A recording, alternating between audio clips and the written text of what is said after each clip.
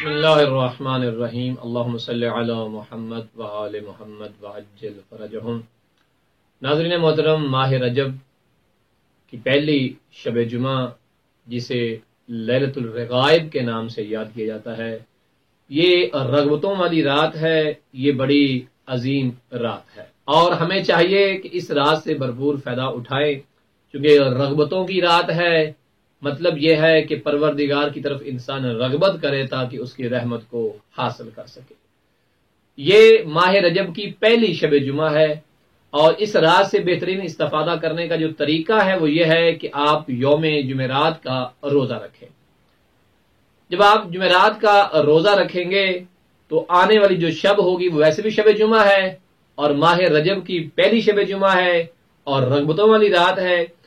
اس رات میں ایک نماز وارد ہوئی ہے رسول اسلام صلی اللہ علیہ وآلہ وسلم سے، اور جس میں نیت کے اعتبار سے فقہا نے ایک نقطہ بیان کیا ہے۔ مثلا آغا سید علی حسینی سستانی، ایت اللہ آغا شیخ بشیر نجفی اور دیگر جو بزرگان ہیں بعض فقہا، انہوں نے کہا ہے کہ اس نماز کو رجائے مطلوبیت کی بنا پر جو ہے وہ پڑھا جائے۔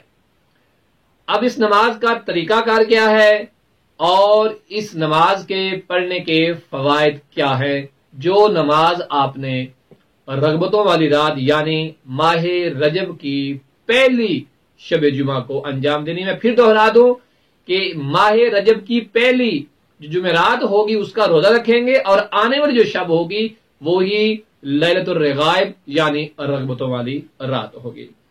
یہ جو نماز رسول اسلام صلی اللہ علیہ وآلہ وسلم سے وارد ہوئی ہے اور جسے بعض فقہا کے اعتبار سے جو ہے وہ رجائے مطلوبیت کی بنا پہ ہم نے انجام دینا ہے، وہ نماز اگر انسان پڑھتا ہے، طریقہ میں بعد میں بیان کرتا ہوں، پہلے میں اس کی اہمیت بیان کر لوں کہ یہ اگر انسان یہ نماز انجام دے گا تو اسے فائدہ کیا ہوگا۔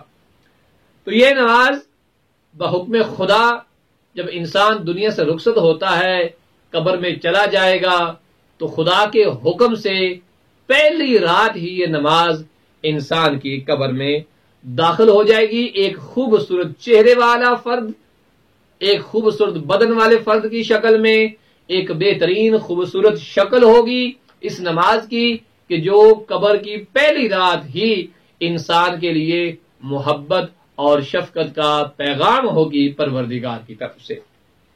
اور جب یہ انسان سے گفتگو کرے گی، اتنی خوبصورت اور میٹھی گفتگو کرے گی یہ انسان سے، اس مرنے والے سے کہ جس کی ابھی موت کی تلخی جو ہے وہ ختم نہیں ہوئی ہوگی، جو روشنیوں کے شہروں میں آباد تھا اور آج تاریکیوں میں آ ڈوبا ہے، اس کی پہلی ہی رات میں یہ بہترین خوبصورت چہرے کے ساتھ اور خوش کلامی کے ساتھ اس سے گفتگو کرے گی، اور ایسی گفتگو کرے گی، اتنی خوبصورت گفتگو کرے گی کہ مرنے والا کہے گا کہ اتنا شیریں بیان تو آج تک میں نے سنا ہی نہیں ہے۔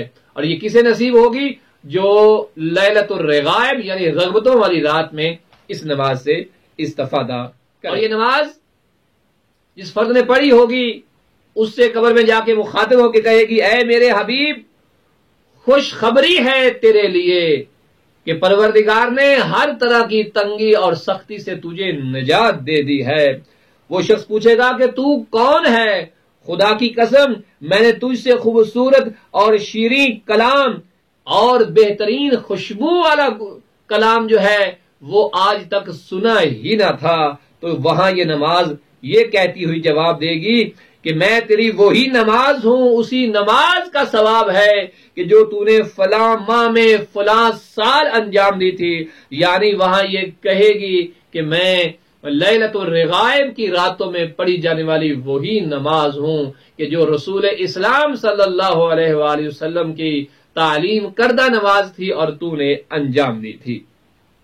اور وہاں پر یہ نماز کہے گی کہ میں حاضر ہوں اور میں تیری تنہائی کو بھی ختم کر دوں گی، میں تیری ہمدم بھی ہوں، تیری غمخوار بھی ہوں۔ کل روز قیامت جب سور پھونکا جائے گا اس وقت تیرے سر پہ سایہ کروں گی، تیرے ساتھ شفقت سے پیش آؤں گی، اور تو اور میں جب ایک دوسرے کے ساتھ ہوں گے تو تجھے وہاں پہ گھبرانے کی ضرورت نہیں ہوگی۔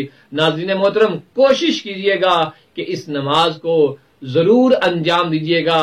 آئیے میں آپ کو طریقہ بتاتا ہوں کہ یہ اتنی عظیم نماز آپ نے انجام کیسے دینی ہے، یہ نماز آپ نے پڑھنی کیسے ہے، اور تاکہ اسے اچھے طریقے سے ادا کیا جائے اور ہماری نجات کا یہ سبب بن جائے۔ یہ نماز 12 رکعت نماز ہے، اور آپ نے 2 کر کے اس نماز کو پڑھنا ہے۔ ٹوٹل 12 رکعت ہے، اور 2 کر کے آپ اس نماز کو پڑھیں گے۔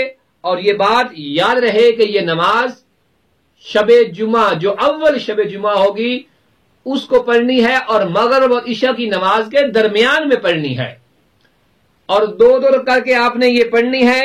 ہر رکعت میں سورہ حمد کے بعد 3 مرتبہ انا انزلنا اور 12 مرتبہ قل هو اللہ کی تلاوت کرنی ہے پہلی رکعت میں۔ دوسری میں بھی بے عین ہی یہی طریقہ رائج رہے گا، اور 2 کر کے آپ 12 رکعت نماز پڑھیں گے۔ جب نماز تمام ہو جائے تو 70 مرتبہ آپ کہیں گے اللہم صلی علی محمد النبی الامی وعلی آلہ۔ یہ نماز کے فوراً بعد آپ نے 70 دفعہ کہنا ہے۔ پھر سجدے میں چلے جانا ہے، اور سجدے میں سر رکھ کے آپ نے کہنا ہے سبوح قدوس رب الملائکۃ والروح۔ یہ بھی آپ 70 دفعہ کہیں گے۔ پھر سجدے سے جب آپ نے سر اٹھا لیا ہے تو پھر آپ 70 دفعہ یہ تسبیح پڑھیں گے رب اغفر ورحم وتجاوز عما تعلم انک انت العلی العظم۔ اسے بھی 70 دفعہ پڑھنا ہے۔ اس کے بعد دوبارہ پھر سر کو سجدے میں رکھ دینا ہے، اور پھر کہنا ہے سبوح قدوس رب الملائکۃ والروح۔ یہ وہ آسان سا طریقہ ہے، کوئی مشکل طریقہ نہیں ہے۔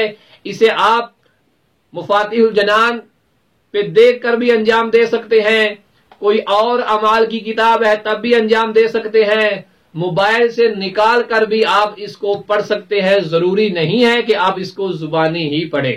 اگر کسی فرد کو پڑھنا نہیں آ رہا تو اس کے پاس اگر کوئی پڑھا لکھا شخص موجود ہو تو اس کی رہنمائی بھی یہ حاصل کر سکتا ہے۔ لیکن میں التماس کروں گا کہ آنے والی شب جمعہ جو ماہ رجب کی پہلی شب جمعہ ہے اس میں اس کو ضرور انجام دیجیے گا، اور مغرب اور عشاء کے درمیان اس کو انجام دیجیے گا، اور نیت رجائے مطلوبیت کی کیجیے گا، اور 2 کر کے 12 رکعت یہ نماز انجام دیجیے گا۔ اپنی خاص دعاؤں میں یاد فرمائیے گا۔ تفصیلی اعمال کے لیے آپ مفاتیح الجنان یا تحفۃ العوام کی طرف جو ہے وہ رجوع کر سکتے ہیں۔ وصلی اللہ علی محمد وآل محمد۔